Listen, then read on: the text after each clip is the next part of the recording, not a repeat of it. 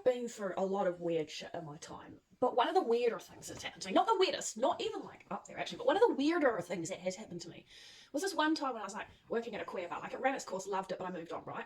And like a whole year after I left, this like random person who worked there like at the present time found me, and I don't like, they were friending me like we were co-workers, but like again, they only joined a whole freaking year after I left, and they were like requesting me on Facebook, and they got like really attached really fast. And for record, I don't know them at all, never met them at all, never interacted with them at all. And then they started sending me all this poetry, right? But before we get to that, they like looked at my Instagram account where I do like a lot of work with like recovering from narcissistic abuse and narcissistic personality disorder. And then they're like, oh, I've got BPD and I'm in bed with NPD. And it's like, oh, BPD is a thing that is like in bed with narcissists. Like, we're so close, we're so similar. We're all, I'm not going to argue there, I'm not going to go there.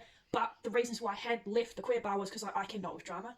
And I cannot with people with multiple personality disorders. Not MPD, not multiple personality, like people who have a lot of different personality disorders. I was so done with them taking out their shit on me. So I like cut ties, cut drama. When this person said that, I was like, and I like backed up. Like I just didn't even know them to begin with, but I was like distancing myself a lot.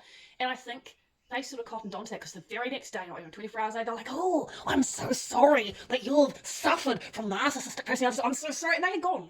I'm like, oh, I'm in bed with narcissists. Like, oh, I'm so sorry, even though I don't need to apologise. People, I'm so sorry. And that in itself was like weird, right? And then we go back to the poetry, right?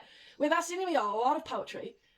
And I couldn't tell whether they were writing it for me because they got really scarily attached pretty damn fast when I was basically giving them nothing.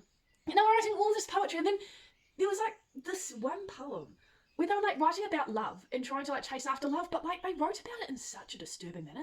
And it seemed to be addressed to me, like they were sending it to me and they're like, oh, they started off with the concept of chasing love, right? And then like, oh, I'll throttle the bitch for you, I'll strangle, I'll go after the bitch I love, violently wrapping my hands around their throat. It was this whole thing.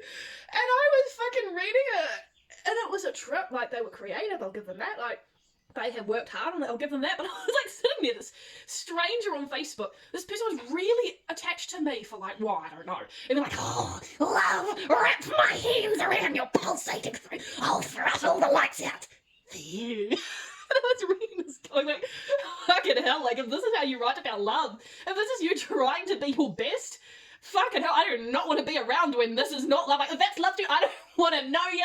I don't want to be there when the novelty wears off, right? Because if that's you when you're trying your hardest to get me, like, fucking hell, like, I don't want to imagine what it's like when you're not. And then the very next day, they uploaded themselves, like, a photo of themselves with a severe black eye and lots of other injuries, because it turns out they took their role at this queer bar. They seemed to take that as, like, oh, I can bash up any patrons who I don't agree with, and I'm so glad I blocked them because I felt really bad. Like, I felt so guilty too because they seemed to be like really lonely. But one of my friends was like, you do not owe them friendship. You do not owe them company. Again, they have found you a year after you fucking left the place because you're like, you know, you can't cope. And it's just like, I wish the story had a fucking message to it, but like, bro, what the fuck was that?